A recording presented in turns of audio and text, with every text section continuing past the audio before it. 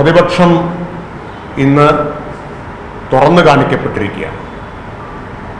ഇതുവരെ കഴിഞ്ഞ കുറച്ച് ദിവസമായി പ്രതിപക്ഷം കെട്ടിപ്പൊക്കിക്കൊണ്ടുവന്ന നുണക്കോട്ടകളെല്ലാം നിയമസഭയുടെ തലത്തിൽ ഫ്ലോറിൽ തകർന്നടിയുന്ന കാഴ്ചയാണ് നമ്മൾ കണ്ടത്. മാത്രമല്ല, ആ നുണകൾ കൊണ്ട് പിടിച്ചു നിൽക്കാൻ കഴിയാതെ ആത്മവിശ്വാസം നഷ്ടപ്പെട്ട പ്രതിപക്ഷം ഭീരുക്കളെപ്പോലെ സഭയിൽ നിന്ന് ഇറങ്ങി ഓടുന്ന കാഴ്ചയും നമ്മൾ കണ്ടു. അതോടുകൂടി കേരളത്തിലെ ജനങ്ങളുടെ മുമ്പിൽ പ്രതിപക്ഷം പൂർണ്ണമായി തുറന്നു കാണിക്കപ്പെട്ടിരിക്കുന്നു. ഈ സർക്കാരിന്റെ ആത്മവിശ്വാസമാണ് മുഖ്യമന്ത്രി പ്രകടിപ്പിച്ചത്. ഇവിടെ ശ്രീ പി രാജീവ് പറഞ്ഞല്ലോ, അവരൊട്ടും പ്രതീക്ഷിച്ചതല്ല. അവർ പ്രതീക്ഷിച്ചത് ഈ അടിയന്തര പ്രമേയം ചർച്ചയ്ക്കെടുക്കാൻ ഒരിക്കലും ഗവൺമെന്റ് തയ്യാറാവില്ല എന്നതാണ്. മുഖ്യമന്ത്രിയെ കടന്നാക്രമിക്കാം എന്നാണ്. മുഖ്യമന്ത്രി പറഞ്ഞത് സാധാരണത്തേതുപോലെ ചർച്ച ചെയ്യാമെന്ന് മാത്രമല്ല, സാധാരണ അടിയന്തര പ്രമേയം ചർച്ച ചെയ്യാൻ സഭ 1 മണിക്കാണ് എടുക്കുക. 1 മണിക്കാണ് എടുക്കുക. മുഖ്യമന്ത്രി പറഞ്ഞു അടിയന്തരമായി ചർച്ച ചെയ്യണം. മുഖ്യമന്ത്രിയുടെ ആ വാചകത്തിൽ തന്നെ സർക്കാരിന്റെയും മുഖ്യമന്ത്രിയുടെ ആത്മവിശ്വാസം ഉണ്ടായിരുന്നു. അങ്ങനെ 12 മണിക്ക് നിശ്ചയിച്ചു. ഇവിടെ പറഞ്ഞതുപോലെ അതിനു മുമ്പ് നിശബ്ദനായിരുന്ന പ്രതിപക്ഷ നേതാവ്, ഇപ്പൊ കഴിഞ്ഞ സഭയിൽ ഇതുപോലൊരു പ്രശ്നം ഉണ്ടായി, നിങ്ങൾ ഓർക്കുന്നുണ്ടാവും. അദ്ദേഹം സഭ വിട്ടുപോയ സമയത്ത് ഞാൻ നടത്തിയ ചില പരാമർശങ്ങൾക്കെതിരെ തിരിച്ചു വന്ന ഉടനെ പ്രതിപക്ഷ നേതാവ് അവസരം ചോദിച്ചു. ഇന്ന് തിരിച്ചു വന്നിട്ട് പ്രതിപക്ഷ നേതാവ് സ്വസ്ഥമായി സീറ്റിലിരിക്കുകയായിരുന്നു. ഒരു പ്രതികരണം അദ്ദേഹത്തിന്റെ ഭാഗത്തുനിന്നുണ്ടാവുന്നില്ല. അതിനിടയിൽ ഞാൻ അദ്ദേഹത്തിന് മറ്റൊരു കാര്യം സംബന്ധിച്ചൊരു കുറിപ്പ് കൊടുക്കുന്നുണ്ട്, അത് അദ്ദേഹം വായിക്കുന്നുണ്ട്. അപ്പോൾ ആ സമയത്തൊക്കെ അദ്ദേഹം ശാന്തനായിട്ടും സ്വസ്ഥനായിട്ടും ഇരിക്കുകയാണ്. മുഖ്യമന്ത്രി ഇത് ചർച്ചയ്ക്കെടുക്കാമെന്ന് പറഞ്ഞതോടുകൂടി പ്രതിപക്ഷത്തിന്റെ ആത്മവിശ്വാസം മുഴുവൻ ചോർന്ന് പരിഭ്രാന്തിയിലായി. അപ്പോഴാണ് ഈ ഉപായവുമായി, എങ്ങനെയും ചർച്ചയിൽ നിന്ന് രക്ഷപ്പെടണം എന്ന ഉപായവുമായി പ്രതിപക്ഷ നേതാവ് എഴുന്നേറ്റത്.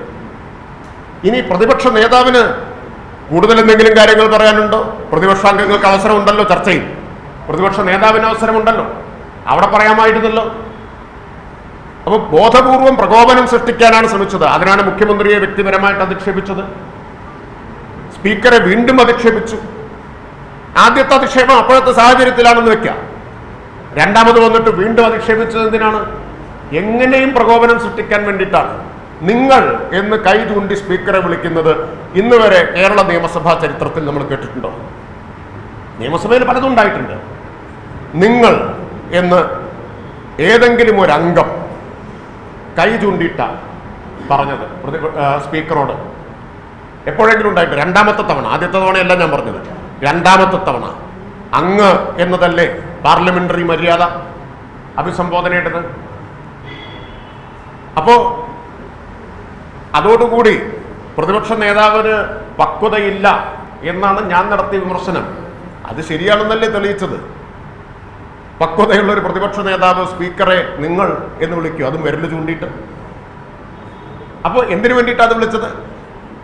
അത് വിളിച്ചത് എങ്ങനെയും സഭ നടത്തിക്കൊണ്ടുപോകാൻ പറ്റാത്ത അന്തരീക്ഷം ഉണ്ടാവണം, അതാണ് ഉദ്ദേശമെന്ന് മനസ്സിലാക്കിയപ്പോൾ പാർലമെന്ററി കാര്യമന്ത്രി എന്ന നിലയിൽ ഞാൻ ഇടപെട്ടുകൊണ്ട് തന്നെ പറഞ്ഞു, സഭ തടസ്സപ്പെടുത്തി ചർച്ചയിൽ നിന്ന് രക്ഷപ്പെടാനുള്ള നീക്കമാണ് പ്രതിപക്ഷം നടത്തുന്നത്. അതുകൊണ്ട് അതിനെ അനുവദിക്കരുത് എന്ന് ഇടയ്ക്കൊരു ഘട്ടത്തിൽ ഞാൻ പറയുന്നുണ്ട്. ഇടതുപക്ഷത്തിന്റെ അംഗങ്ങളോടെല്ലാം പറഞ്ഞു, ആ പ്രകോപനത്തിൽ വീഴരുത്. ചർച്ച നടത്താതിരിക്കാൻ, രക്ഷപ്പെടാനാണ് പ്രതിപക്ഷം ശ്രമിക്കുന്നത്. അതുകൊണ്ട് വെള്ളിലേക്ക് ഇറങ്ങാമെന്ന് അവരെല്ലാം ഞങ്ങൾ പിന്തിരിപ്പിച്ചു. അപ്പോ എങ്ങാനും ചർച്ച ചെയ്യേണ്ടി വരുമോ എന്ന് അവസാനം വീണ്ടും ആശങ്ക വന്നപ്പോഴാണ് ഒരു പ്രകോപനവുമില്ലാതെ, എന്ത് പ്രകോപനത്തിന്റെ പേരിലാണ് മാത്യു കുഴൽനാടനും അൻവർ സാദത്തും സ്പീക്കറുടെ ഡയസിലേക്ക് എരച്ചു കയറിയത്, വാച്ചന്മാരുമായിട്ട് ഉന്തും തള്ളും ഉണ്ടാക്കിയത്? എന്തിനായിരുന്നു? എങ്ങനെയും സഭ തടസ്സപ്പെടുത്താൻ വേണ്ടി, എങ്ങനെയും ഈ ചർച്ചയിൽ നിന്ന് ജീവനും കൊണ്ട് രക്ഷപ്പെടാൻ വേണ്ടിയിട്ടാണ് അവർ ഈ അഭ്യാസം മുഴുവൻ നടത്തിയിട്ടുള്ളത്. ഇതിന് നേതൃത്വം കൊടുത്ത പ്രതിപക്ഷ നേതാവിന് കേരളത്തിലെ ജനങ്ങളുടെ മുമ്പിൽ ഇന്ന് തുറന്നു കാണിക്കപ്പെട്ടിരിക്കുകയാണ്. അപ്പോൾ ഇത് കേരളത്തിൽ പ്രതിപക്ഷത്തിൻ്റെ രാഷ്ട്രീയമായ പരാജയവുമാണ് ഇടതുപക്ഷത്തിൻ്റെ ഏറ്റവും വലിയ രാഷ്ട്രീയ വിജയം നിയമസഭാ സമ്മേളനത്തിൻ്റെ ആദ്യ ദിവസം ആദ്യത്തെ മണിക്കൂറിൽ കൈവരിച്ചിരിക്കുകയാണ്. ഇതോടുകൂടി ഇതുവരെ കേരളത്തിൽ പ്രതിപക്ഷം പലരുടെയും സഹായത്തോടെ കെട്ടിപ്പൊക്കി കൊണ്ടുവന്നിട്ടുള്ള എല്ലാ നുണകളും തകർന്നടിഞ്ഞ് ചാരമായി കഴിഞ്ഞിരിക്കുകയാണ്. ഇനി ഇവിടെ നിന്നൊരു ഓടി രക്ഷപ്പെട്ടതുകൊണ്ട് പ്രതിപക്ഷം രക്ഷപ്പെടുമെന്ന് കരുതണ്ട. നിയമസഭയെ അഭിമുഖീകരിക്കാൻ ധൈര്യമില്ലാതെ ഓടി രക്ഷപ്പെട്ടാൽ ഞങ്ങൾ ജനങ്ങളിലേക്ക് ഇറങ്ങുക. ജനങ്ങളുടെ മുമ്പിൽ പ്രതിപക്ഷത്തിന് സമാധാനം പറയേണ്ടി വരും. ജനങ്ങളുടെ മുമ്പിലും അവർക്ക് ഓടി രക്ഷപ്പെടേണ്ടി വരും. അത്രേ എനിക്ക് പറയാനുള്ളൂ. ബാക്കി